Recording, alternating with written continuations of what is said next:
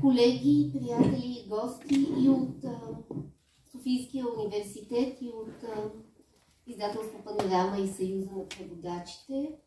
Stimați colegi și prieteni de la Universitatea din Sofia, de la editura Panorama și de la Uniunea Traducătorilor din Bulgaria. Аз се казвам Елена Панова и всъщност в такава роля във връзка с Панорама, издателството към Съюза на преводачите, може би за първи път говоря в тази зала и сред много мои колеги от университета. Numele meu este Elena Panova, dar în calitatea mea de colaborator al editurii Panorama vorbesc pentru prima dată în fața colegilor de la Universitatea din Sofia.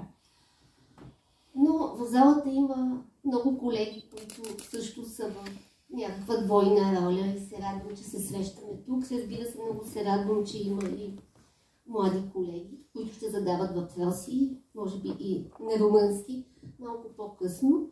Dar într-un rol, într-o calitate dublă, sunt aici mulți colegi, inclusiv colegi mai tineri, care vor pune întrebări un pic mai târziu, poate chiar în limba română.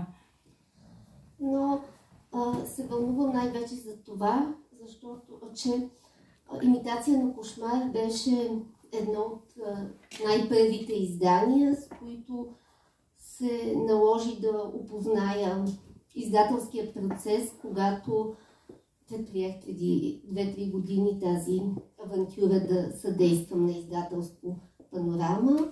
Много се радвам. Da, simt emoții pentru că Imitație de coșmar a fost unul dintre primele proiecte pe care le-am realizat acum 2-3 ani, când am început această aventură implicându-mă în activitatea editorială. През тези почти 3 години, Имитация на кошмар беше повод за разговор, за диалози няколко пъти в различен формат, но е чудесно, че интересът към нея продължава и сякаш се обновява. În cursul acestor 2 ani, Imitație de coșmar a fost prilejul mai multor discuții și mă bucur foarte mult că interesul față de această carte persistă și continuă. Мисля, че някак и не случайно тази среща се случва днес в Деня на Европа, защото дори историите в Имитация на кошмар да са по някакъв начин лични и локални, именно тяхното опознаване и разчитане и на художествен език всъщност ни прави една общност и откриваме такива истории и още по-близо до нас. Изключително съм щастлива и сме щастливи, че Ана Бландян е днес тук и за tържествената церемоnia утре. Și mă gândesc că nu întâmplător această întâlnire are loc astăzi, când sărbătorim și marcăm Ziua Europei.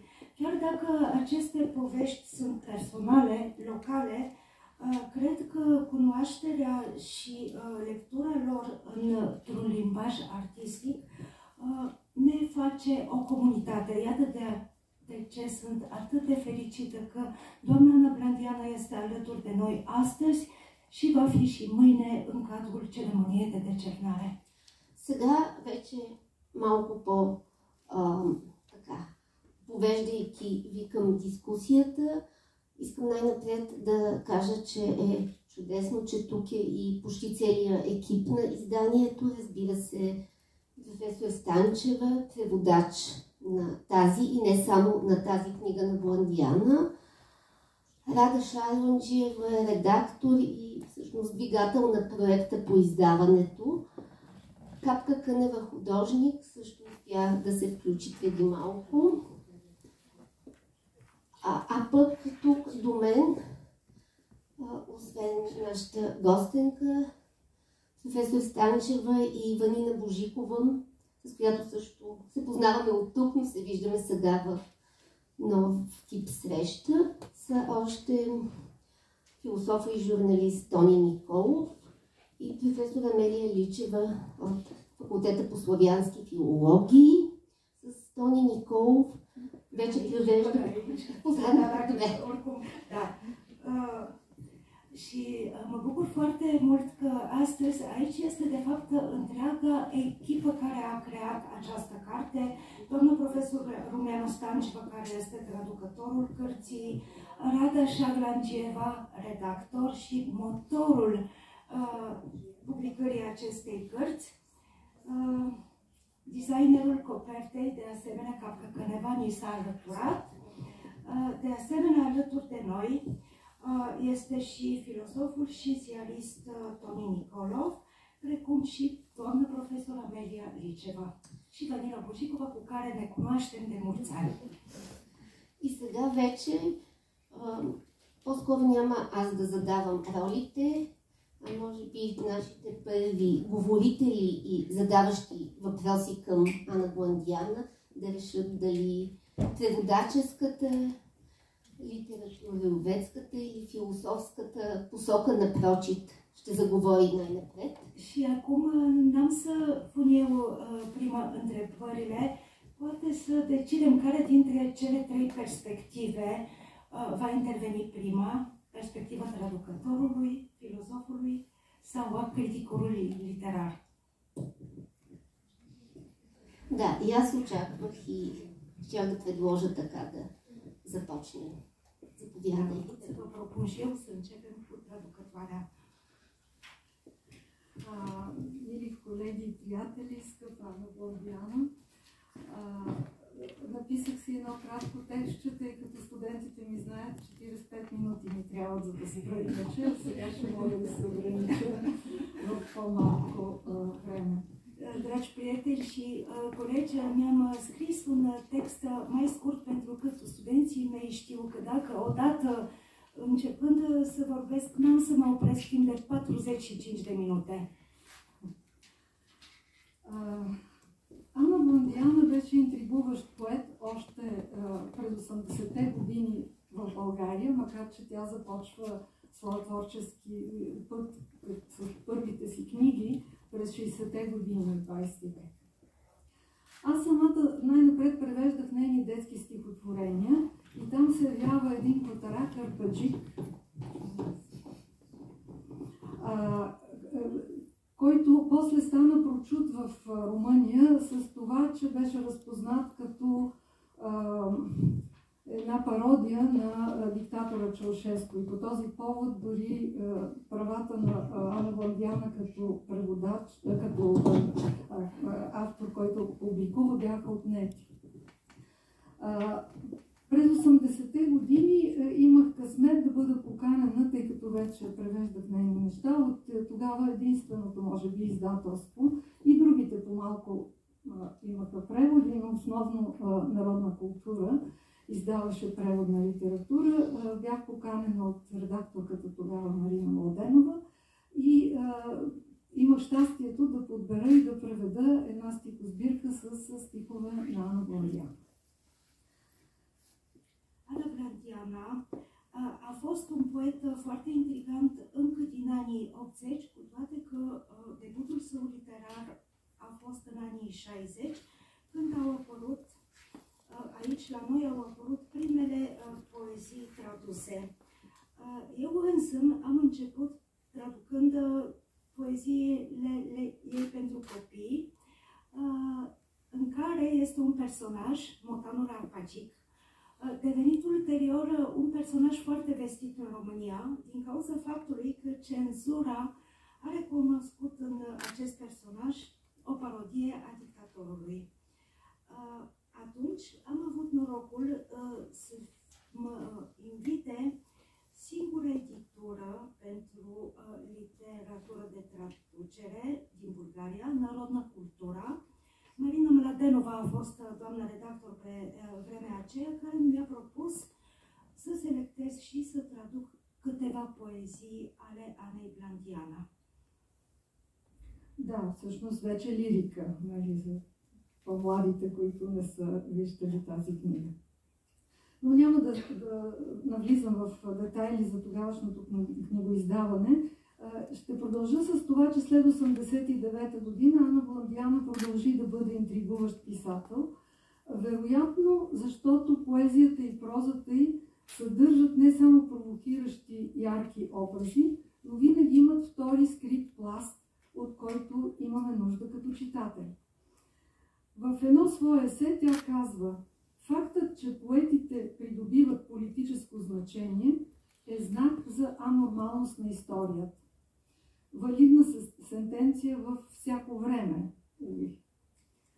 N-aș vrea să intru în detalii despre activitatea editorială de pe vremea aceea. Aș vrea să subliniez faptul că Ana Blandiana a continuat să fie un scriitor intrigant, care intrigă, care provoacă și după anul 1989. Probabil din cauza faptului că poezia și proza ei cuprind nu doar imagini provocatoare, dar întotdeauna este și un strat ascuns, al doilea, de care noi, cititorii, avem nevoie.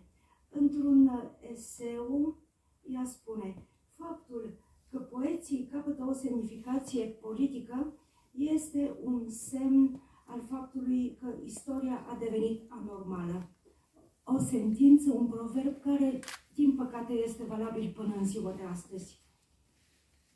До сега успях да представя в превод 5.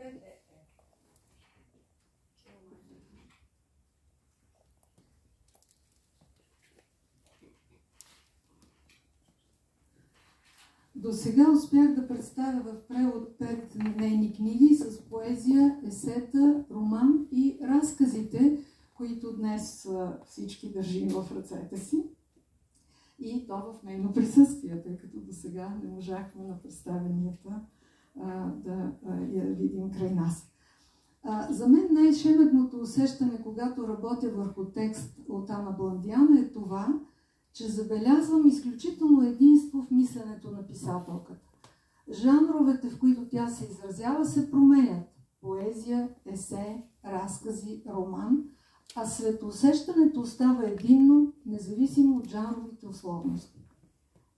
Până acum am avut posibilitatea să prezint în traducere 5 cărți ale Anei Blandiana, poezii, eseuri, un roman și povestirile pe care le prezentăm astăzi în prezența doamnei Ana Blandiana, care până atunci n-a avut posibilitate să vină. Pentru mine, cea mai impresionantă senzație când traduc un text al Anei Blandiana este faptul că observ o unitate în modul de a gândi al scriitoarei. Genurile în care ea scrie se modifică, se schimbă, poezie, eseuri, povestiri, roman, însă sentimentul lumii rămâne unitar, indiferent de particularitățile genului respectiv. Всъщност в този том държим две нейни книги с разкази. Едната 4-те годишни времена, издадена в Румъния през 1977, и другата Проекти за миналото, издадена пак там през 1982. Оценявани днес като класически образци на интелектуалната съпротива срещу политическите репресии и безконтролните политики в комунистическа Румъния. Написани преди години, фантастично странни, тези разкази на Ана Бландиана будят аналогии и сега, когато тревожно наблюдаваме как руският авторитаризъм води война срещу суверенна Украина. De fapt, aici vedem în acest volum două culegeri cu povestiri ale Anei Blandiana, cele 4 anotimpuri din anul 1977 și proiecte de trecut din anul 1982. Considerate în prezent ca fiind modele clasice ale rezistenței intelectuale împotriva represiunilor politice și politicilor fără control ale României comuniste, chiar dacă sunt scrise acum câțiva ani, ciudate și fantastice, aceste povestiri ale Anei Blandiana trezesc analogii și în ziua de astăzi, când observăm cu îngrijorare cum autoritarismul rus poartă un război împotriva Ucrainei суверане. И в годините на комунистически режими днес Ана Бландиана пази моралната си взискателност, за свободата на човека и за възможността за избор. Всеки ще прочете и усети силата на разказите в книгата. Ще дам само един пример, обаче, колко единно е творческото и мислене и в поезия, и в проза. Например, идеята, че светът съществува, докато го гледа поетът, води до цяла серия от възможни интерпретации. Ето как тази идея е представена в стихотворението "Затворените очи". Și în anii regimului comunist și în prezent, Ana Blandiana și-a păstrat exigența morală față de libertatea umană și posibilitatea de a alege. Oricine, fiecare va citi și va simți puterea povestirilor ei. O să vă dau doar un exemplu cât de unitar este modul artistic de a gândi, atât în poezie cât și în proză. De exemplu, ideea că lumea există până când o privește poetul, duce la o serie întreagă de interpretări. Iată cum această idee este prezentată în poezia "Ochiul închis". Затворените очи. Не смея да затворя нито миг очи от страх да не струша между клепачите си този свят и да го чуя, че се пука, като че ли е лешник между зъбите. И до кога ще мога от съня си да крада? И до кога живота на света ще мога да спасявам? Разглеждам го отчаяно и ненаситно и дяволски ми става жал за този свят, останал без защита, осъден да умре в затворените ми очи.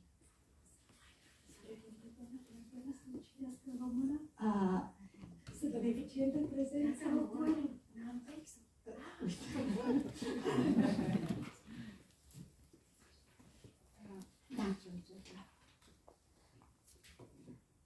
Nu, ochiul închis. Nu îndrăznesc să închid o clipă ochii de teamă, să nu tropesc între pleoape lumea, să nu o aud sfărmându-se cu zgomot ca o alună între dinți. Cât timp voi mai putea fura din somn? Cât timp voi mai putea o ține în viață?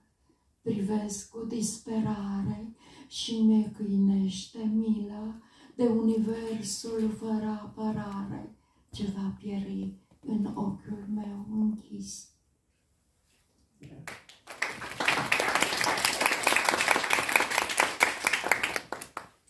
Парадоксът в стихотворението само напомня за ирационализма. Водеща идея е все пак, че светът съществува, докато интелектуалецът е свидетел, но и спасител на този свят. В разказа от сборника, който имаме днес в книгата пред нас, един разказ озаглавен "Сънуваният", срещаме подобна идея за сънуващия и сънувания. Paradoxul acestei poezii doar amintește de iraționalism. Ideea principală este, totuși, că lumea există până când intelectualul este un martor, dar și un salvator al acestei lumi.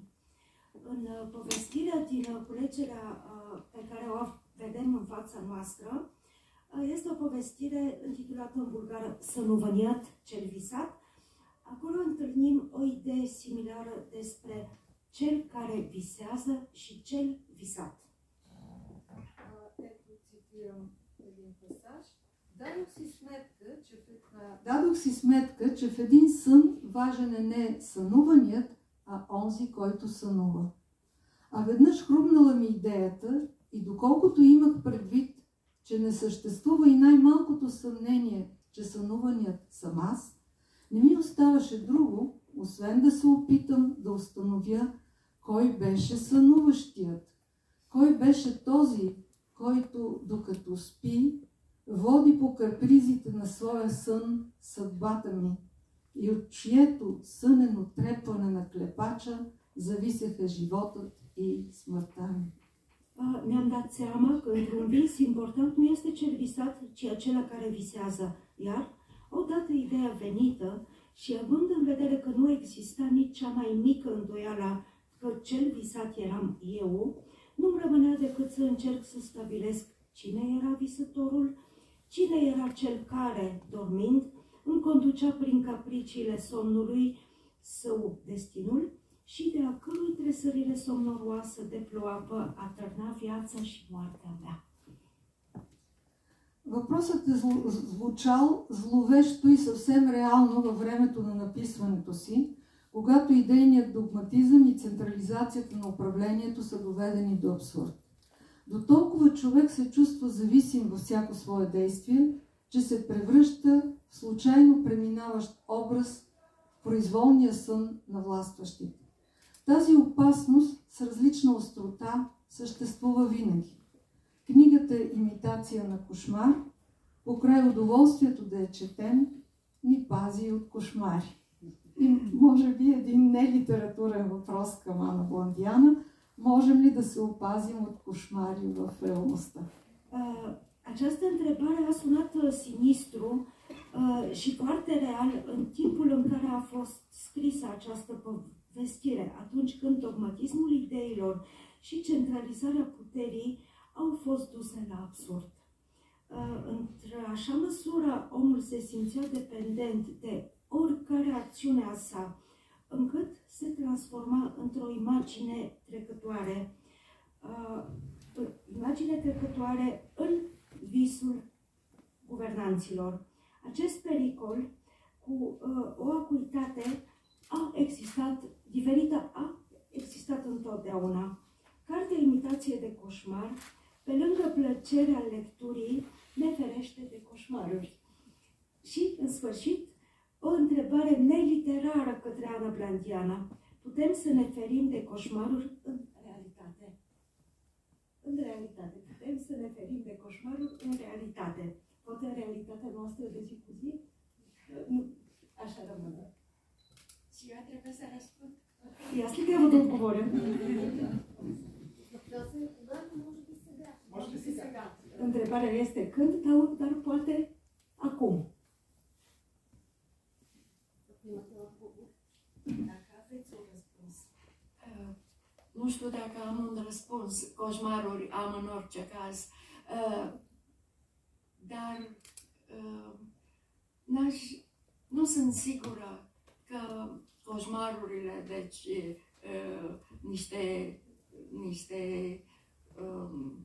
niște visuri, ceva ce nu există real, sunt mai îngrozitoare decât lucruri care se petrec în realitate. Deci, într-un fel, cel puțin pentru mine, în momentele cele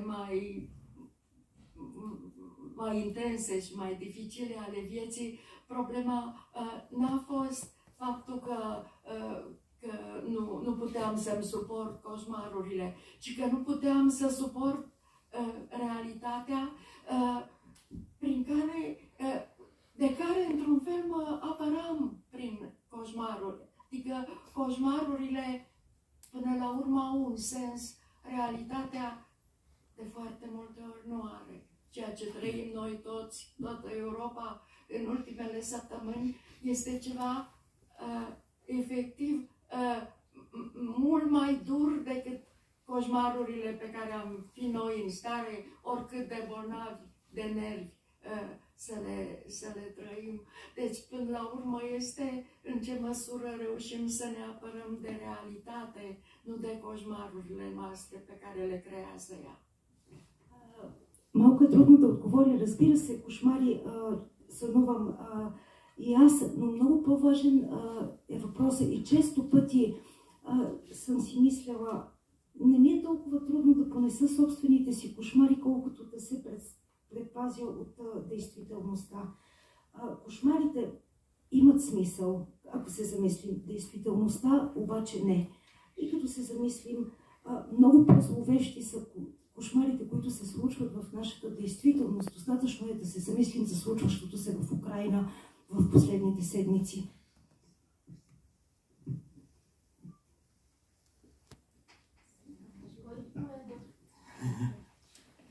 Благодаря. Взимам думата и уважаема Ана Бландиана да кажа, че от когато преди няколко години прочетох тази книга, поканен от Румяна Станчева, аз заживях с вашата проза, тогава познавах поезията и великолепната ви есеистика. И бях чел една ваша анкета на френски. И това, което ме порази е, че аз открих, може би, една липсваща книга в българската литература.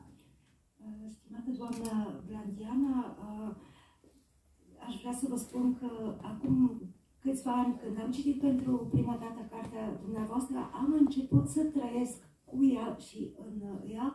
Vă cunoșteam ca poet, ca un eseist nemaipomenit și citind, după ce am citit cartea dumneavoastră, mi-am dat seama că este o carte care lipsește în literatura bulgară.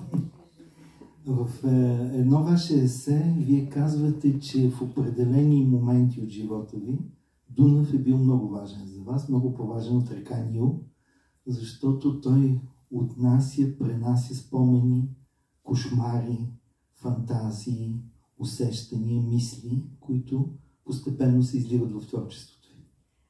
Într-un eseu al dumneavoastră spuneți că Dunărea este un fluviu foarte important pentru dumneavoastră, mai important decât fluviul Nil, pentru că el transferă coșmaruri, fantasme, vise, care după aceea cumva se scurg sau sunt transferate și în opera dumneavoastră. И може би затова ще ви е интересна българската рецепция на тази книга. Și de aceea m-ar interesa, aș vrea să văd care va fi recepția bulgară a acestei cărți. Имитация на кошмар е едно невероятно пробуждане, когато бъде прочетена книгата. Imitație de coșmar este o trezire incredibilă după lectură. То показва възможностите на фантастиката да се превърне в антиутопия. Pentru că ne arată de fapt cum fantasticul se poate transforma în antiutopie. Книгата ви Годишни времена се появява в 1977 година. Da, cartea dumneavoastră, Cele 4 anotimpuri, a fost publicată în anul 1977. 3 години по-рано нашия съотечественик Цветан Тодоров издава в Париж своето въведение в фантастичната литература.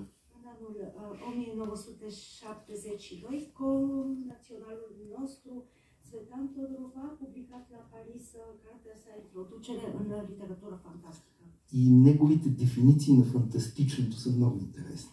Și definițiile lui ale fantasticului sunt foarte interesante. Той казва така: човекът живее с природните закони на настоящето. El spune că omul trăiește cu legile naturale ale prezentului.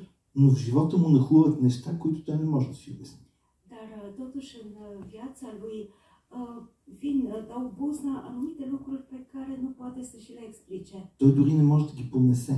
Nici nu poate să le suporte. Има много страховити неща, вампири, всякакви такива реалии. Sunt multe lucruri și grozitoare, vampiri și alte ființe. Или трябва да ги отрече, Și prin urmare ori trebuie să nege existența lor, което не винаги е възможно. ceea ce nu este posibil Или întotdeauna. трябва да разбере, че има и други закони в Ori света. trebuie să-și dea seama că există și alte legi.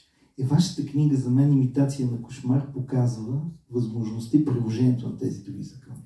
Și de fapt, cartea dumneavoastră, în opinia mea, arată existența și aplicarea acestor alte legi. Имаме имитация, защото имаме кошмар. Avem o imitație pentru că avem și un coșmar. Иначе нямаше на какво да наподобяваме. И тази книга, и ние една дискусия, която правихме с един голям български, вече покоен журналист Георги Колитаров, той ни обърна внимание, че тези годишни времена са много необичайни. Și în cadrul unei discuții pe care am purtat-o cu un ziarist vestit din Искам да развия тази идея. deja decedat, Gheorghi. И да ви попитам защо, и след малко сигурно ще ни кажете, защо започват през зимата вашите годишни времена. Colitarov deci a spus că aceste anotimpuri ale dumneavoastră sunt foarte diferite. Și întrebarea, de ce încep în iarnă povestirile И dumneavoastră? свършваме есен. Și se încheie în timpul toamnei. Обикновено започваме с пролетта, De нали значи? obicei începem cu primăvara, nu? И при вас обаче това е една особена диалектика на историята и на травматичния опит. La dumneavoastră observăm o dialectică foarte interesantă a istoriei și a experienței traumatice. За читателите в залата, които все още не са чели Блондиана, само ще дам нещо като два жокера. Pentru cititorii din sală care încă nu au citit nimic scris de Ana Blandiana, o să vă dau două jocere. Остра миризма се появява, нещо вони, Apare un miros neplăcut зимата, în timpul iernii, но никой не знае защо. ceva pude, dar nu se știe de ce. И има, оказва се, пеперуди се появяват. Și dintr-o dată apar niște fluturi. И това е първи ключ към реалността. Este prima cheie către realitate. Това, което не мога да преразкажа, е богатството на език. Bineînțeles, ceea ce nu pot transmite este bogăția limbajului. Едгар По и френски сюрреализъм, ако можеха да се съчетаят. Dacă s-ar putea îmbina Edgar Allan Poe și surrealismul Един francez, параклис, в който всъщност синьото око на Архангел само гледа и където трептят тези крила на пеперуди. o capelă în care se vede doar ochiul albastru al Arhanghelului și un retresar aceste aripi de Но fluturi. този свят със сигурност е абнормален. Cu siguranță este vorba despre o lume И abnormală. дори в зимната си точка. След това минавам обаче през следващото годишно време и страшните черни плашила.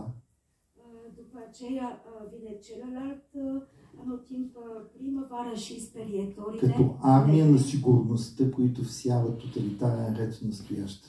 Ca o armată care de fapt instaurează o ordine totalitară în realitate. Благодаря на Ана Блондиана, че им казала черни плашила, не се страхувам от вас още 77. Și mulțumesc Anei Blandiana că a îndrăznit încă în anul 1977 să spună sperietorilor negre că nu. Не знам как режима на Чаушеско издал тази книга. Nici nu-mi dau seama cum Ceaușescu a permis publicarea acestei cărți. Със сигурност е било проблем. И следващото нещо, което поразява, това е детството и изгорените книги. Încă un lucru care impresionează, chiar ne cutremură, В друго годишно време. este copilăria și cărțile arse într-un alt anotimp. Младата жена, която се връща, така да се каже, в една къща на миналото и която в същото време има спомена на детето, което се е качило примерно на тавана, където бащата е по някакъв начин е изваждал книги. Всички тези книги са забранени, изгорени са кориците им, изгорени са последните им страници. Тя чете, но никога не знаеш коя книга започваш да четеш. Има книги по богословие, бащата е свещеник. И това е една голяма метафора. И каква метафора? Всъщност това е един досег до реалността. O altă povestire cu o femeie tânără care se întoarce în casă trecutului ei, dar totodată sunt și amintirile copilului cu un pod în care sunt cărți arse și niciodată nu știm ce carte anume citim. Sunt și cărți de teologie pentru că tatăl este preot sau a fost preot. И втория пример, който ще дам, и с това завършвам, това е от репортаж, друга моя любима кратка повест или новела. Și încă un exemplu din o altă novelă se numește sau reportaj. Героинята трябва да напише този репортаж, но тя пътува с влака за голям град като Париж, където кулите обаче вместо дим изваждат вода. Вода тече от тях. Care se deplasează, călătorește cu un tren spre un oraș mare, precum Parisul, și turnurile în loc de fum, de fapt, scot apă. Румяна Станчева каза, че ние сме в пространството на съня, кошмара в тази книга. Има и едно второ нещо, Михай Еминеско, истории като по вода. Водата е другия много важен елемент явно в прозата на Блондиана. Da, a spus Rumeana Stanceva că aceste povestiri sunt de fapt într-o lume de coșmar, dar încă un element foarte important pe care îl întâlnim și la Mihai Eminescu este apa. Apă foarte importantă și în această carte. Героинята с целият този фантазмено-алегоричен език се озова в един лагер на дигата, където могат да бъдат залети затворниците. Și de fapt în această călătorie a sa, personajul feminin de fapt la un moment dat iese pe un dig într-un lagăr de fapt și apa care s-ar putea să inunde persoanele care se află în lagăr. Книгата има много забранени думи. Sunt foarte multe cuvinte interzise. Например, няма думата арестувам, но има глагола задържам или отвеждам. Отведени са някъде хората. Să zicem, nu figurează, nu putem citi verbul a aresta, dar avem a deține sau a reține. Има и една дума, която аз се забравям и сега отворих точно мястото, която буди ужас. Орела на всичко да буди ужас. Думата бараган. Și încă un cuvânt care într-adevăr trezește oroarea, frică, este vorba despre cuvântul baragan. Мястото, където се озовават хората. За да си го представите, това е Белене за българските. И всъщност Дунава, който близка своите истории, от едната страна имаме този бараган, от другата страна имаме Белене. Da, și de fapt, dacă ne gândim la Dunărea care răspândește aceste povești și povestiri, pe o parte avem baraganul, pe cealaltă avem Белене, cele două penitenciare. И всъщност мога да кажа нещо към българската рецепция на Ана Бландиана. Една българска книга за Белене, дело на един голям български интелектуалец, Стефан Бочев, една класика на българската документална литература. Și vorbind despre aceste analogii, aș vrea să vă amintesc că cartea lui Stefan Borcet, Белене, este într-adevăr o carte de referință din... В нея той казва, че лагерниците използват следните изрази. Там също има забранени думи. Ще ходиш ли в България? Той дойде от България. Мястото, където са тези хора на този остров, не е България. Той е извън картата, той е извън времето и той е извън пространството. Și deținit, sunt și acolo cuvinte interzise. Foarte elocvent, deținuții folosesc, spun să zicem, te vei duce în Bulgaria sau cineva vine din Bulgaria. Vă dați seama, locul acesta, fiind o insulă, de fapt n-a făcut parte din Bulgaria. Este un loc ireal. Местата, които описва Бландиана в тази книга, те са извън времето, извън пространството. Те са в пространството на кошмари и на съни. Și locurile pe care le descrie Ana Blandiana în aceste povestiri sunt în afara timpului și istoriei, sunt într-un spațiu al coșmarului și al visului. Много ме е поразяло защо българските лагерници са описвали залезите на Белене, на този остров край Дунава. Și m-am gândit foarte mult de ce deținuții descriau cu atâtea amănunte apusurile de soare acolo pe malul Dunării. Разгърнете тези книги, примерно книгата на Иван Тутев. Там има безкрайни идеи за алени залези, за невероятни цветове. И човек си мисли как в ада, в кошмарите можеш да описваш цветовете на природата. Răsfoiți aceste cărți și o să vedeți acolo numeroase exemple cu astfel de apusuri de soare roșiatice și vă dați seama în adul realității cum poți descrie asemenea peisaje ireale și frumoase. В една от новелите в книгата Бландиана описва едно такова преместване на градски хора, които трябва да имат само една запосъв. Описва природата и описва селото. Градски човек, въпреки че Бландиана името на селото, доколкото знам, на нейната майка. Blandiana, de fapt, este numele satului în care s-a născut mama Нали dumneavoastră. така? И там никога не спира бързия влак. Unde niciodată nu s-a oprit, nu se oprea trenul rapid. Но в същото време вие описвате с такава любов в селото. Това ме порази, че е някаква традиция на романската литература. Цветовете. И въпросите са ми именно за това, за паметта на кошмара. Și întrebările mele se referă în primul rând la amintirea sau memoria coșmarului. И ако не помним какво правим, можем ли тогава да продължим да живеем нататък, без да простим? Trăim mai departe, fără a ierta. Благодаря ви. Vă mulțumesc și eu aș vrea să fac câteva comentarii sau câteva... Pe ultima copertă a primei cărți, cele 4 anotimpuri, există o frază pe care o știu pe din afară și care este definiția mea pentru fantastic. Fraza este următoarea. Fantasticul nu este opus realului, este doar o înfățișare mai plină de semnificații a acestuia. La urma urmei, a-ți imagina înseamnă a-ți aminti.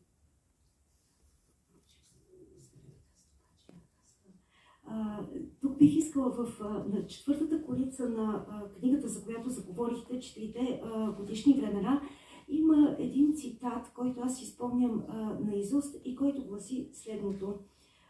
Фантастичното не се противопоставя на реалното. То е просто един негов образ, Fantasticul nu este opus realului, este doar o înfățișare Deci fantasticul nu este opus realului, este doar o înfățișare a realului mai plină de semnificații. То е просто изображение на реалността, но изпълнено с повече смисъл. A-ți imagina înseamnă a-ți aminti. Да си представяш означава да си спомняш. Am citit la ora când am scris și am publicat, asta nu citisem încă pe Țvetan Todorov. Și după aceea m-am gândit foarte mult, după ce am citit cartea lui despre fantastic, în ce măsură se suprapun.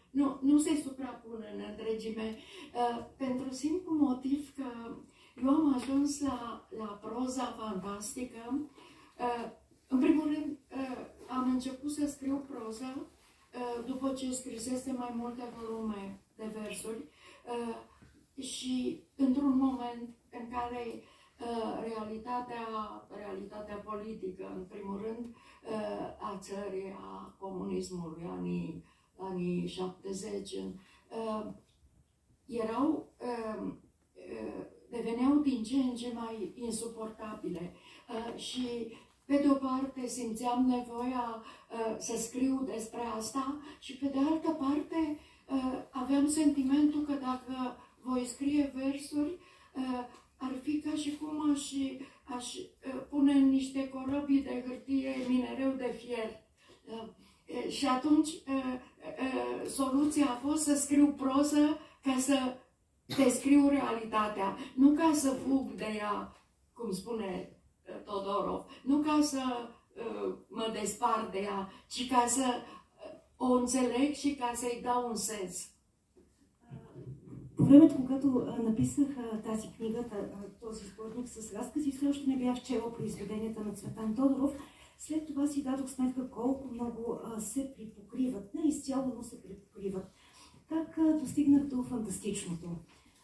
След няколко стихосбирки, след няколко издадени стихосбирки, политическата действителност в Румъния ставаше все по-непоносима. И на мен ми се струваше, че ако пиша стихове, за да я опиша, това би било все едно да хвърлям хартиени корабчета срещу броненосци. И за това започнах да пиша проза, за да опиша тази действителност, не да избягам от нея, както казва Цветан Тодоров. Nu știu însă, deci nu m-am gândit să scriu proză fantastică, am vrut să scriu proză, să descriu această realitate. Nu sunt sigură dacă am ajuns la fantastic pentru că în felul ăsta scăpam de cenzură, în mare măsură, sau și pentru că, de fapt, poezia mă deturna. Deci, chiar fără să vreau, proza mea se întorcea spre poezie. И всъщност не мога да ви отговоря. Аз исках чисто и просто да пиша проза, не непременно фантастична проза, за да избягам от цензурата, да кажем. И си давах сметка обаче през цялото време, че някак си дори в прозата поезията ме дърпа, тя ме преобръща към себе си. În orice caz, din prima carte, din Anotimpuri, cea mai puțin fantastică este ultima, este Toamna. Arderea cărților nu este un simbol, chiar dacă are valoare simbolică. Este o întâmplare pe care am trăit-o. Tata a făcut asta. Tata a rupt pagină după pagină, voia să păstreze cât putea păstra, dar în același timp era frică că le vor găsi și atunci încerca să memoreze. Deci, scena cu arderea cărților a fost pentru mine, cum să spun, momentul în care am simțit că scriu proză adevărată, nu fantastică, adică că reflect realitatea, că povestesc o amintire. Și de altfel a fost momentul și paginile care m-au făcut după aceea să trec la proză și să scriu romanul pe care Rumeana nu numai că l-a tradus, dar a scris despre el un studiu atât de subtil și atât de complex încât, deși cartea după aceea a apărut și în Germania și în Italia și au apărut foarte multe cronici, doar textul Rumeanei l-am luat și l-am pus în edițiile următoare românește ale cărții. Da, pentru că era efectiv un fel de a înțelege în mod profund ceea ce am vrut să spun. И всъщност от сборника с разкази сезона четирите годишни времена, най-малко фантастична е есента. Да, изгорените книги тук не са символ, макар че имат символно значение. Това е нещо преживяно от мен. Именно баща ми, който се страхуваше, късаше страница след страница и ги изгаряше, като същевременно се опитваше да запомни коя книга коя е. И това беше за мен моментът, в който усетих, че пиша истинска проза, т.е. реалистична проза, разказвайки тази истинска случка. Именно този разказ може би ме подтикна по-нататък към романа ми, към Чекмеджето с аплодисменти, преведен от Румяна Станчева, и не само преведен този роман, но и тя написа едно толкова задълбочено изследване за него, че в последствие, когато романът беше преведен и във Франция, и в Германия, и в други държави, в румънското издание и преиздание на книгата запазвам и това нейно проучване като критически отзив.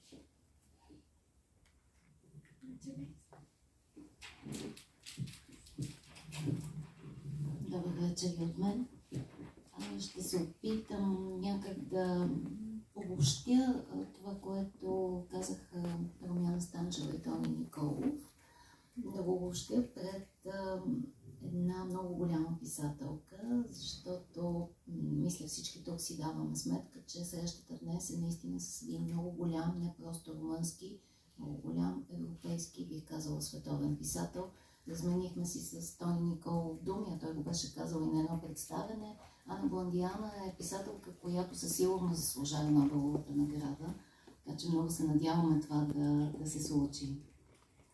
Eu voi încerca să recapitulez, să fac un fel de rezumat a celor spuse de Rumeana Stanceva și Toni Nicolov. Mă bucur foarte mult să avem alături de noi o mare scriitoare și spunând nu doar o scriitoare vestită în România, o mare scriitoare europeană și mondială. Și în cadrul unei discuții cu Toni Nicolov, care a declarat că Ana Blandianu este un scriitor care merită premiul Nobel, mă alătur și sperăm să-l câștigați. Когато се питаме защо един писател е голям, разбира се, можем да отговаряме по много начини. Аз ще кажа две неща, които за мен са изключително важни, които ми доказват защо наистина говорим за голяма писателка. Едното естествено е езикът.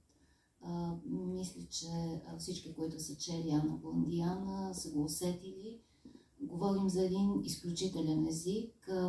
Разбира се, тук поезията помага, но това е един многозначен, многопластов, жив, пластичен език. Език богат на метафори, на сравнения, който е страхотно предизвикателство и за сетивата, и за ума, и безспорно за нас, които не можем да четем в оригинал. Не мога да не спомена и изключителната работа, която е свършила Румяна Станчева като преводач на книгата. Și, de fapt, când ne întrebăm ce înseamnă un mare scriitor sau o mare scriitoare, o să punctez aici două aspecte. În primul rând este limbajul. Este un limbaj foarte bogat. Bineînțeles, bănuiesc că și poezia ajută, dar este un limbaj plastic, în mai multe straturi, care ne provoacă toate simțurile. Și necunoscând limba română aici, bineînțeles, trebuie să apreciem eforturile traducătoarei cărții Румяна Станчева. Второто нещо, което ми се иска да подчертая около книгата, е тази способност да се създават множество реалности. Разбира се, една част от модерната литература продължава да е просто миметична по един или друг начин, но големите писатели са тези писатели, които наистина ни позволяват да виждаме множество реалности, позволяват ни да виждаме себе си и да разпознаваме много двойници в това, което виждаме. Позволяват ни да сме, както каза Румяна Станчева, в съня на сънуващия. Позволяват ни изобщо да играем. Такива писатели безспорно са Кафка с това, което наричаме абсурд. Такъв писател е Борхес с цялата идея за магическия реализъм. Такъв писател е Ерве Лютелие, един съвсем модерен, съвременен писател, който по особен начин свързва логично и фантастично. И такава писателка Ана Бландиана, при която фантастиката има изключително важна роля, както стана дума. Și al doilea aspect este capacitatea de a crea realități multiple sau numeroase realități. Dacă stăm și ne gândim, o mare parte din literatura mondială, chiar cea contemporană, este într-o mare măsură una mimetică. Dar mari scriitori au această capacitate de a crea multiple realități, să creeze de fapt imagini în care ne recunoaștem pe noi înșine. Și aici, bineînțeles, putem menționa pe Kafka cu absurdul său, Borges cu realismul magic, încă un scriitor contemporan, tretия, който каза Амелия, ще ви припомниш? Ерве Лютелие. Ерве Лютелие cu amestecul său dintre logic și fantastic și, bineînțeles, aici este și Ана Бландиана. Всъщност това, което се получава, четем, имаме една реалност, която може да бъде описана, която може да бъде представена и изведнъж нещо се случва и за тази уж логичност, уж подреденост заиват едни различни светове. При Ана Бландиана от яйца се раждат ангели, черквата се изпълва с пеперуди, деца растат като цветя. Така че изведнъж сме шокирани, изведнъж сме изправени пред наистина някакви други нови светове.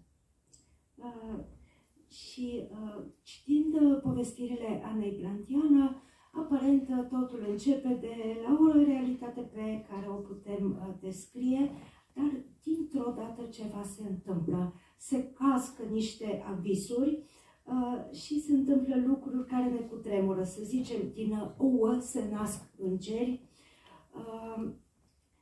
copiii cresc ca niște flori și noi rămânem șocați, cutremurați de aceste povestiri.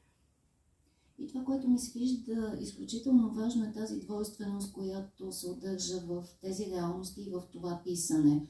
Да, те от една страна са кошмар, заплашват, но от друга страна отвеждат и към една идея за красивото, за доброто, за някакъв тип надежда, която до голяма степен се получава и през този много фин хумор, който има в писането на Ана Бландиана и което е също едно голямо достоинство според мен на тази литературă. Și aici aș vrea să menționez și această echivocitate, acest aspect dublu. Pe de o parte, da, avem coșmaruri, dar pe de altă parte avem și mult frumos, mult bine, speranța.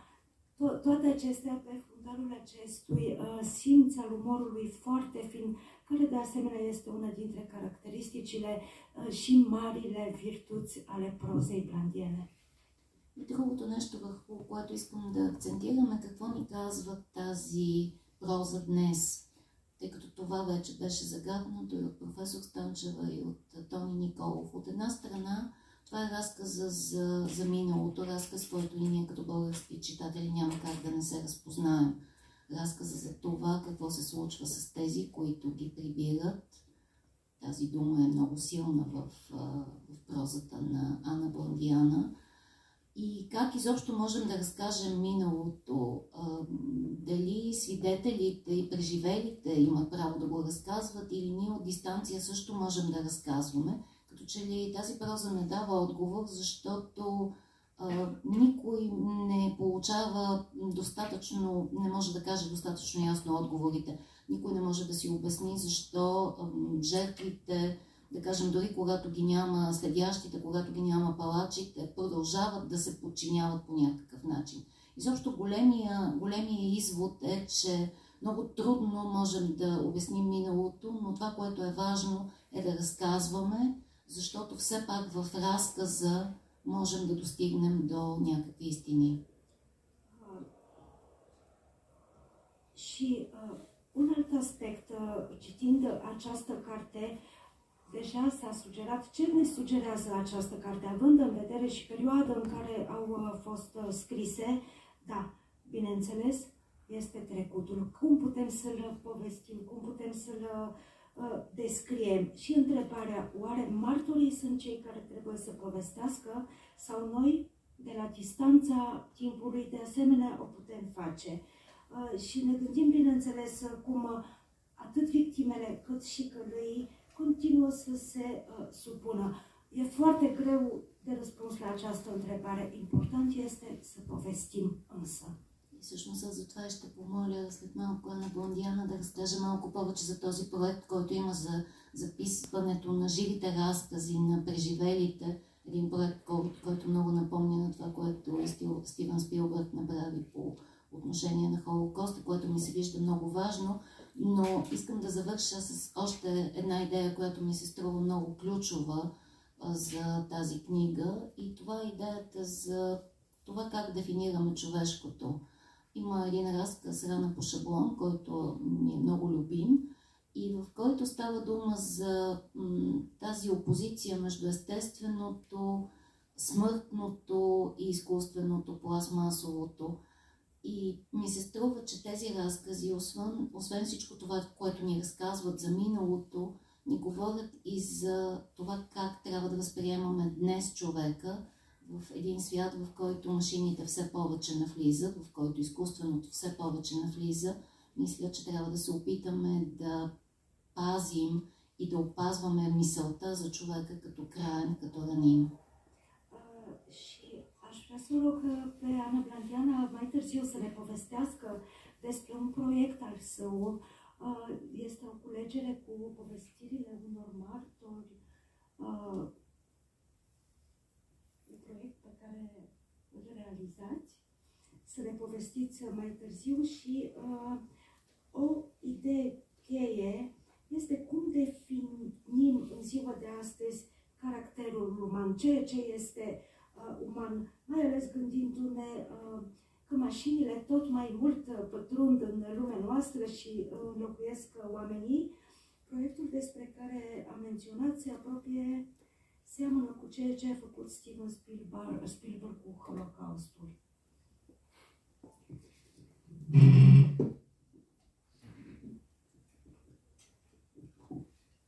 În primul rând, vă mulțumesc, sunt absolut impresionată.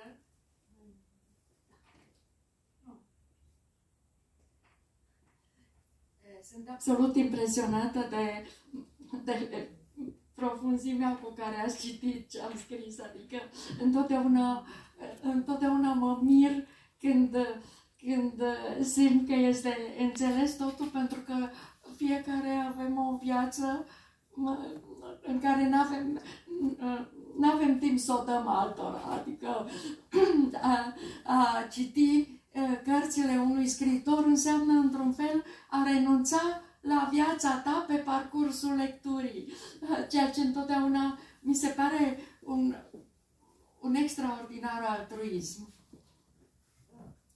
На първо място изключително впечатлена съм колко задълбочено сте прочели моята книга, защото все си мисля, че имаме живота, за който нямаме време да дадем на някого. А всеки път, когато четем една книга, ние се откъсваме от своя живот, за да отдадем част от него на автора.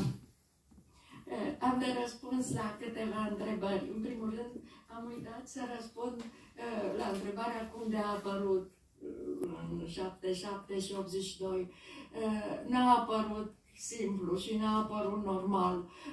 Prima carte, Anotimpurile, a fost respinsă de 2 edituri și în cele din urmă, o paranteză, eu sunt o ființă foarte norocoasă. Soțul meu spunea despre mine că mă caracterizează faptul că am noroc în ghinion. Adică mi se întâmplă tot ce se poate întâmpla și reușesc să scap de toate.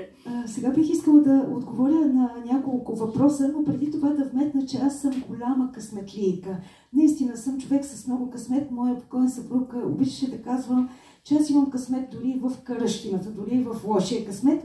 Относно двете книги, да, 4 годишни времена и другата през 82 година не излязоха лесно. Вярно е, 4 годишни времена беше отхвърлена от 2 издателства. Deci, de 2 ori am avut noroc. Prima oară, după ce 2 edituri m-au respins, o a treia, care avea un șef care era rival cu unul dintre cei care mă respinsese, a vrut să dovedească că el este mai capabil să publice, mă rog. Vorba e că cartea a apărut și mie nu mi-a venit să cred. Cea de-a doua... Până aici, vă rog, да. Две издателства ме отхвърлиха, но аз 2 пъти имах късмет, защото директорът на едно трето издателство се оказа, че има някакво съперничество, някакво неразбирателство с директора на второто и за да му покаже всъщност кой от двамата е по-големия, публикува моята книга. Cea de-a doua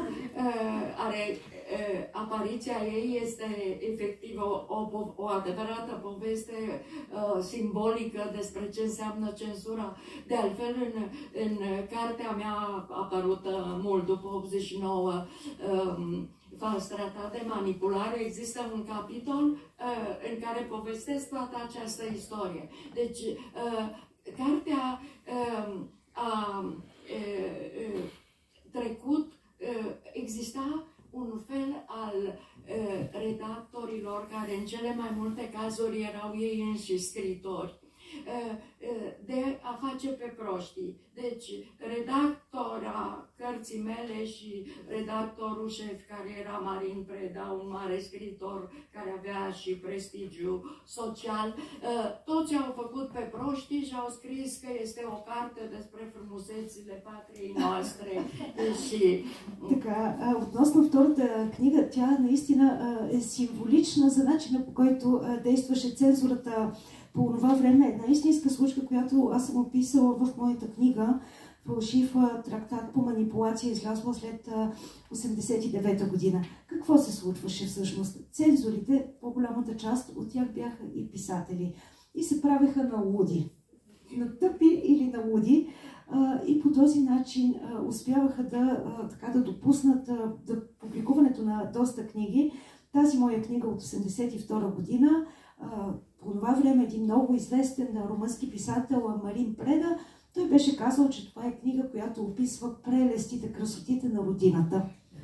Și pentru că semnătura ultimă și cu cea mai mare greutate era lui Marin Preda, un mare scriitor, probabil că n-au mai citit cu atenție ceilalți. Eu n-am știut niciodată câte drepte avea cenzura în România. Uneori, de exemplu, în acest ultim caz, se pare că a fost vorba, a ajuns până la Elena Ceaușescu, deci în cazurile de scandal, ea hotăra. În orice caz, în acest caz, n-au citit ceilalți, fiindcă Marin Preda i-a dat drumul. Și s-a dat drumul cărții. Și în acest moment eu am făcut o mare gafă. Всъщност, по това време книгата може би мина, защото тежестта, нали, името на толкова известния по това време Марин Преда, предполагам, че е било достатъчно, той като е казал, че книгата може да бъде публикувана.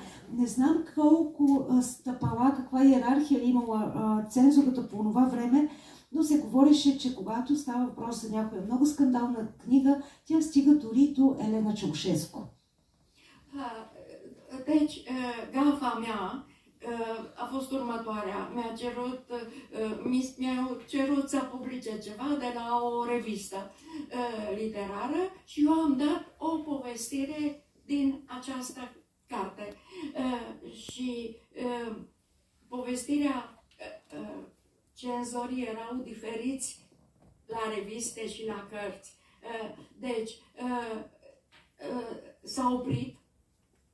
Deci s-a oprit spunându-se nu că cenzura a oprit, deja nu mai exista în mod legal cenzură. Ceaușescu a avut șmecheria să desfințeze cenzura, moment după care cenzura a devenit mai dură, de fapt, doar că nu mai era o instituție. И аз тогава обаче, без да искам, направих един доста голям гаф, тъй като от едно литературно списание ми поискаха някакво произведение и аз дадох един разказ от тази книга. Да уточним, че цензурите на литературните списания и на книгите бяха различни. И те се усетиха. Спряха книгата. Все пак по това време бих могла да кажа, че цензурата като такава, като институция и като наименование не съществуваше, но това се случи в момента, когато тя беше най-строга и най-твърда. Deci, nu puteau spune că cenzura a respins, fiindcă cenzura nu exista. Au spus că tipografii refuză să culeagă asta pentru că prezintă o imagine negativă a societății noastre. În acel moment, redactorul șef s-a speriat al revistei care îi dăduse drumul și a spus, dar este o bucată dintr-un volum care are viza cenzurii, care se află la tipar. Și în clipa aia s-a oprit și cartea. Какво се случи тогава? Тъй като цензурата като такава уж не съществуваше, те се оправдаха, че печатарите не искат да отпечатат книгата, тъй като представя отрицателен образ на нашата родина. И в крайна сметка книгата така и така беше спряна. Въпреки съпротивата, нали, тогава много се оплаши и директора на издателството и на съответното литературно списание. Și în momentul acela a apărut norocul în ghinion. S-a anunțat că am luat premiul Herder. Și când am ajuns la Viena, am primit cu greu viza, asta e altă poveste, și am ajuns la Viena cu o oră înainte de ceremonie, am găsit la hotel o telegramă că s-a dat drumul cărții, pentru că le era frică că voi da interviuri în care voi povesti că am o carte oprită. Но ето пак късметлик в кръщината, в лошия късмет. Точно тогава обаче получих Хердеровата награда. Много трудно взех виза за Виена, стигнаха буквално един час преди церемонията. И в хотела, вече на рецепцията, ме чакаше телеграма, че все пак са решили да отпечатат книгата, защото очевидно се страхуваха, че ще давам интервюта, в които ще разкажа за тази случка. În ceea ce privește premiul Nobel, mă îndoiesc că o să-l iau vreodată, dar țin minte o frază scrisă de un critic literar care m-a amuzat foarte tare și cu asta o să mă apropii de întrebarea noastră despre memorialul victimelor comunismului. Ion Simuț, un critic literar tânăr, a spus în mod evident, Ana Blandiana se discută de premiul Nobel dintre români, ar trebui să ia. Și cred că l-aș fi luat, spunea tânărul, dacă n-ar fi avut ideea să facă memorialul victimelor comunismului. И тук по този начин ще започне и отговора за мемориала на жертвите на комунизма. Един млад румънски литературен критик Йоан Симуц пише в една своя статия, казва: да, много се говори в Румъния, че Ана Бландиана заслужава и би трябвало да бъде излъчена за Нобеловата награда за литература и със сигурност може би щеше да я вземе, ако не беше създала мемориала за жертвите на комунизма. Vreau să spun, deci asta era valabil cu mai mulți ani în urmă, cel puțin 10, erau ani în care, de exemplu, un enorm de mare scriitor ca Borges nu lua premiul, nici nu intra în discuție pentru că nu era de stânga, sau Vargas Llosa a stat la coadă vreo 15 ani până când l-a luat. Adevărul e că s-au schimbat, adică odată cu Svetlana Alexeevici, lucrurile se schimbă puțin, a fost și scandalul de la Nobel și, mă rog, totul se schimbă în lumea asta. Да, знаете, относно Нобеловата награда, колко велики писатели не са я спечелили, включително Хорхе Луис Борхе, защото не е с леви убеждения, Марио Варгас Льоса стоя на опашката 15-тина години. Може би нещо все пак се промени с Светлана Алексиевич, но виждате колко много неща се променят там и скандала, който беше във връзка с Нобеловата награда. Apropo de faptul că totul se schimbă în lumea asta, schimbarea extraordinară care s-a produs în mentalitatea europeană odată cu războiul din Ucraina, conține și această schimbare pe care nimeni nu o bănuia.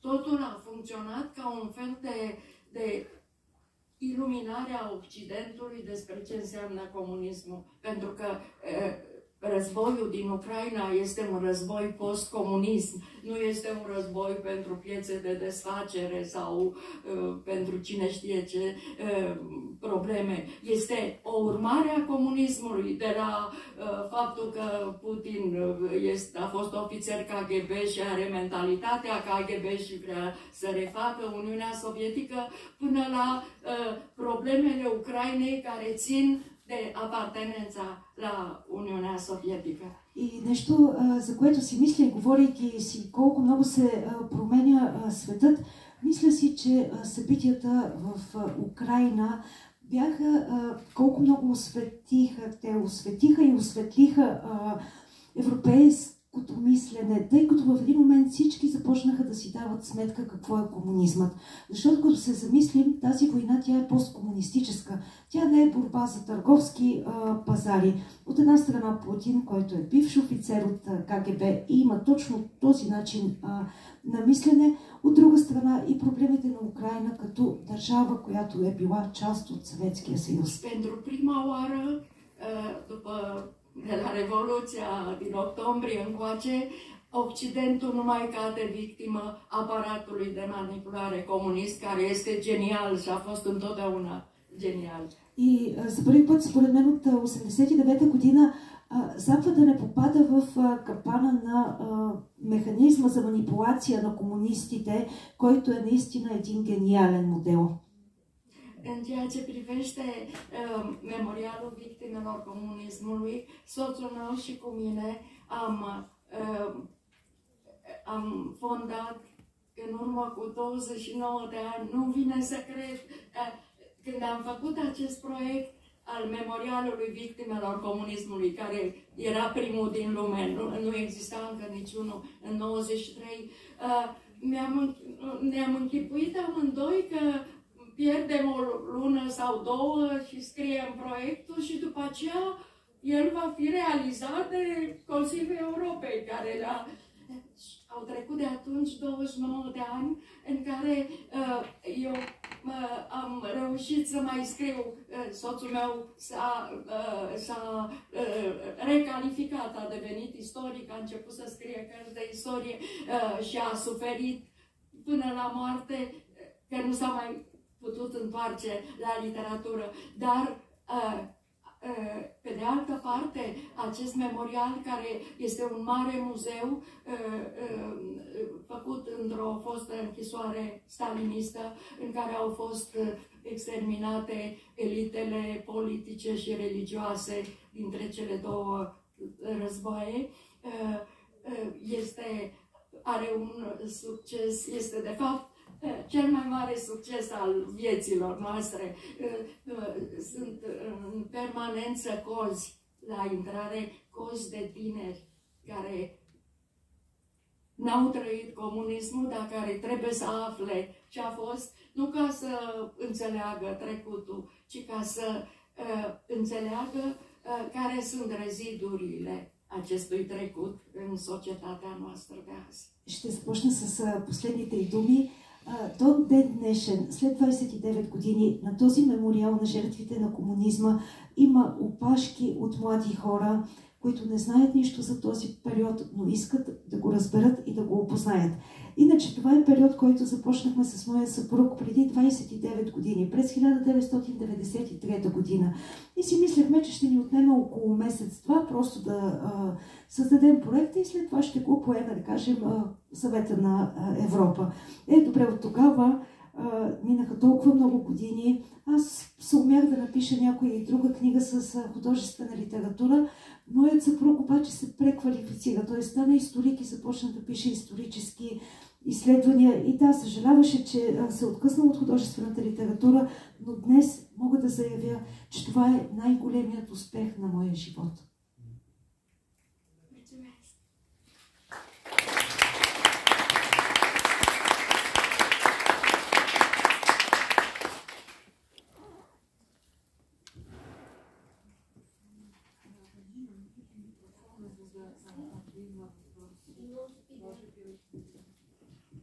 Предполагам, че мнозина биха се включили, дори без да познават книгата, след този много развълнуван разговор. Така че, заповядайте.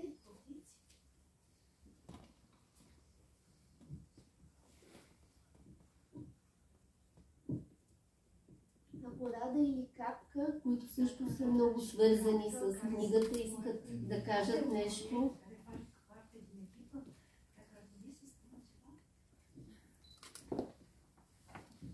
Рада Шарланджиева. Беше ли трудно да се редактира? Аз нямам много какво да кажа. Работата с Руми беше едно огромно удоволствие, защото макар да познавах поезията, малко от поезията на Ана Бландиана, още от времето, когато я издаде издателство Народна култура, ние тогава с Руми бяхме колежки в издателство Народна култура. Аз не бях чела романа и за първи път открих прозата на Ана. И това за мен беше разтърсващо преживяване. Самия текст, разказите, работата с Руми, един великолепен специалист, абсолютно перфектен. И след това много беше също интересно работата с Капка. Много обсъждахме с Капка и Руми каква да бъде корицата. Капка направи 3 великолепни предложения и 3-те имахме различни. Аз харесах едно, Руми хареса друго, Капка и така, за нея третото или първото беше най-хубавото. Но ние с Руми, след като помислихме ден, 2, 3, решихме, че не трябва да се намесваме и че Капка е човека, който предлага най-хубавия проект, макар че и 3-та бяха нейни. Само ще кажа, че работата в едно издателство, когато се работи с велика литература, в случая с Ана Бландиана, е едно съдбовно преживяване и естетическо, и литературно, и емоционално, и чисто човешко.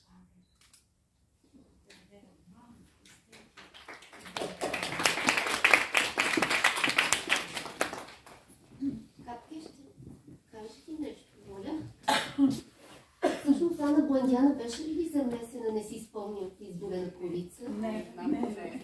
Можеш ли по-нататъчната рецепция на другите варианти да кажеш? Ами, това, което мога да кажа е, че като художник чета книгата с две основни цели. Първото е, искам да разбера защо автора я е кръстил както я е кръстил. Понякога това е решение на редактора, който съобразява нещата с културата, в която тази книга ще се появи. За мен винаги е била много важна работата с преводача.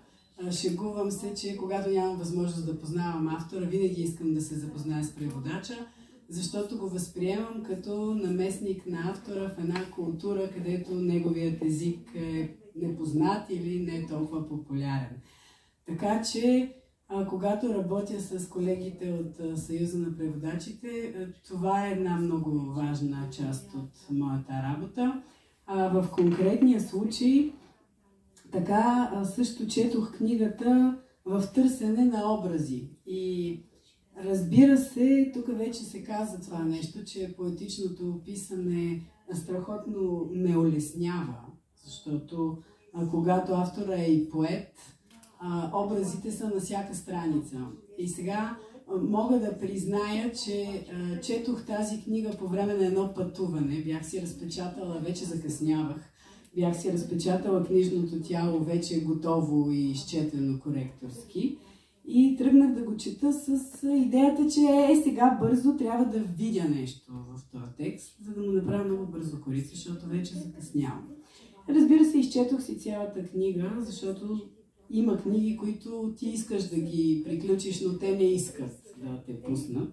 И такава беше моята среща с тая книга. Още в началото реших, че пеперудите, за които Тони каза, страхотно силно представих си една такава пърхаща църква, на която стените й трептят. Обаче имаше и други неща. Това също, за което пак Тони каза, за книгите, които все едно, като в матрицата, допира до огледалната повърхност, която също вибрира. Така за мен думите на Анна Буендиана има много резонанс, има много трептене, много... То не е непременно мелодично трептене, а като едно такова повтарящо се и усилено дихание. И най-вече накрая аз си останах в плуващата църква. Не можах да... Може би беше това последния образ, който тотално не ме пусна. И започнах да виждам една такава черна пеперуда, която се разлоява на гръбчетата на книгите и в водата. Изобщо исках да направя визия, която не е предана само на един от разказите, а по-скоро разгръща усещанията, които за мен тази книга носи. Също, за съжаление, няма как да не чета изцяло лично една такава книга.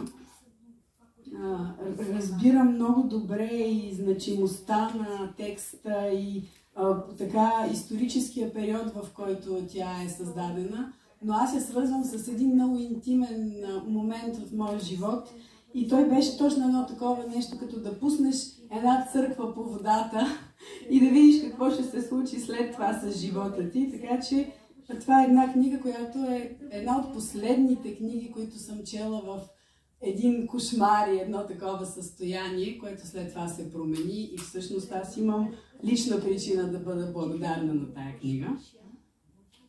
И така, емоционално е за мен, чисто емоционален е прочитът на имитация на кошмара. Благодаря.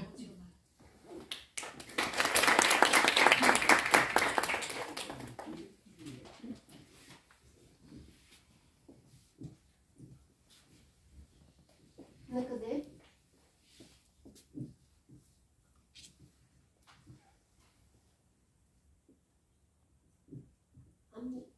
Докато се престрашавате, аз може би бих попитала един по-кратък и банален въпрос извън тази книга. Анна Буендиана, превеждате ли в момента какво? Da, înapoi Diana.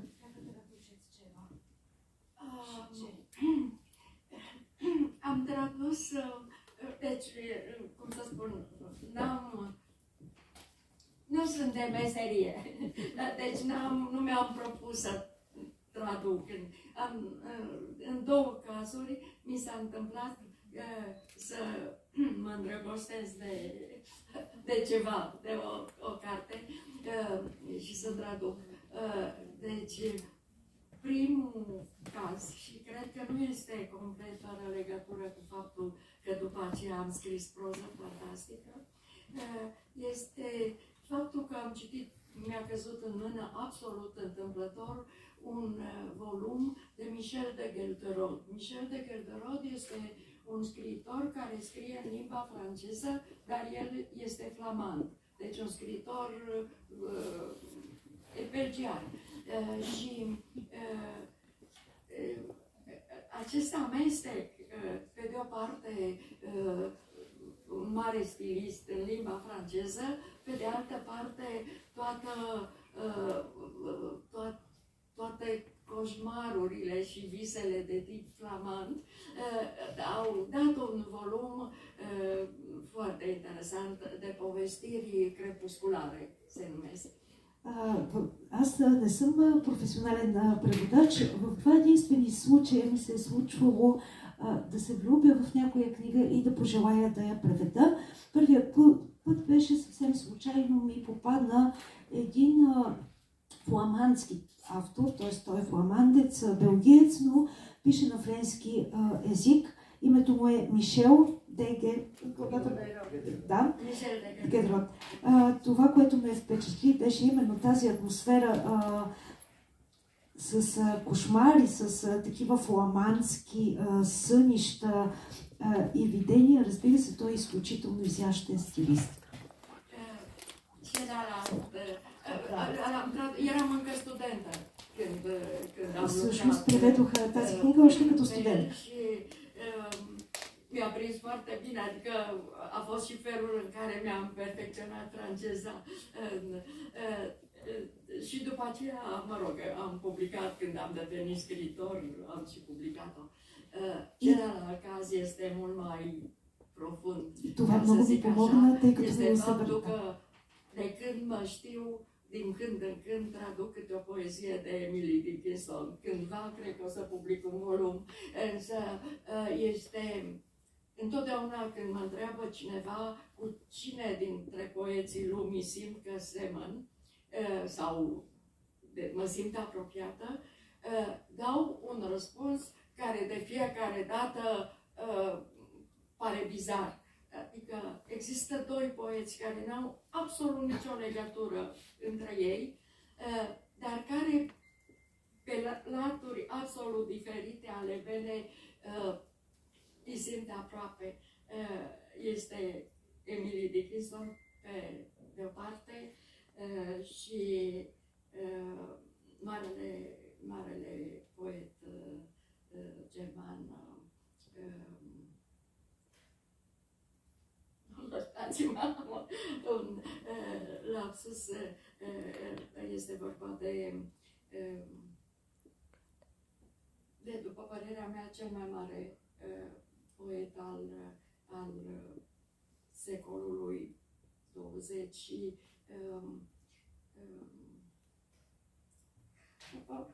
un poet, există un cum? N-am înțeles. Rainer Maria Rilke? Nu. Pasternak și a încercat să ajungă la el și au scris, a fost în corespondență și Pasternak și... Dar n-am înțeles, Rilke. Noi avem un lău mai Nu mi s-a Încep să traduc. Este prima oară când dau un public o dovadă că am împlinit 80 de ani. Казвам, вижда се, че съм навършила вече 80 години. Може би ме развълнува и такава една публика, защото едно име, което не можа да си спомни, ще си спомни със сигурност. Така, втория случай, който я подтиква и вдъхновява да превежда, от време на време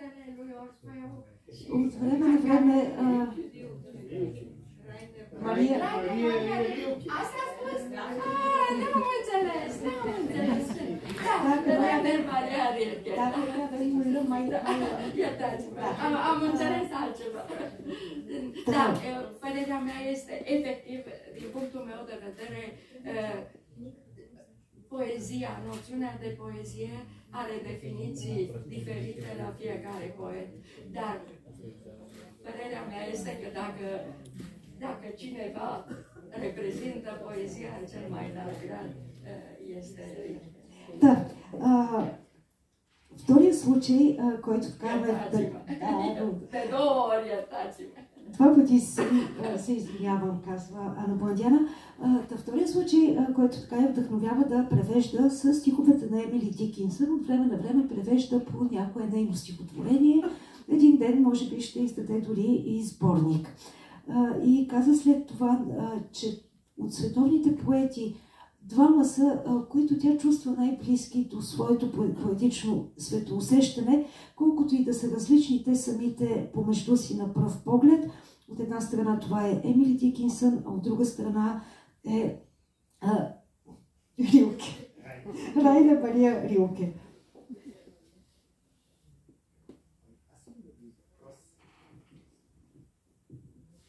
Ана, искам да ви задам един такъв въпрос. Четох вашето есе за Молдова преди време. И то започва така, че Бесарабия е страната на най-хубавите козунаци. Никога не съм знала това. Eseul dumneavoastră despre Moldova, care prima propoziție spune că Basarabia despre Moldova. Da? Și în prima propoziție se spune Basarabia este țara celor mai delicioase. Mai cozonaci. И след това казвате обаче, че това е място на рана в душата. Dar spuneți totodată că este un loc care este ca o rană în inimă. И сега, обаче сега това, което се случва в Транснистрия или Приднестровието, както ние го наричам, искам да ви попитам за това, какво бихте казали сега. За тази страна на козунаци. Ceea ce se întâmplă în țara cozunacilor, adică ceea ce se întâmplă în Transnistria. În primul rând, vreau să vă spun că cozonacii au legătură cu faptul că tata era preot.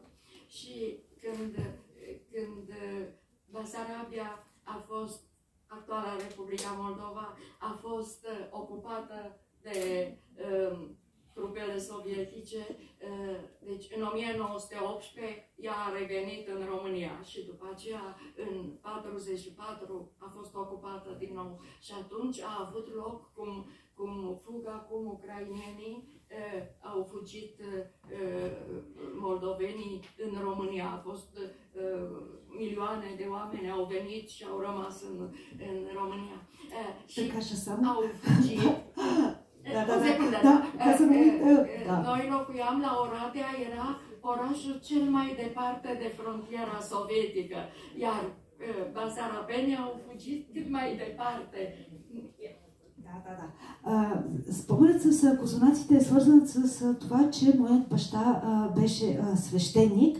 По отношение на Бесарабия, през настоящата република Молдова, през 1918 година тя е върната на Румъния, но след 1944 година отново е окупирана и тогава милиони молдовци започват да бягат към Румъния.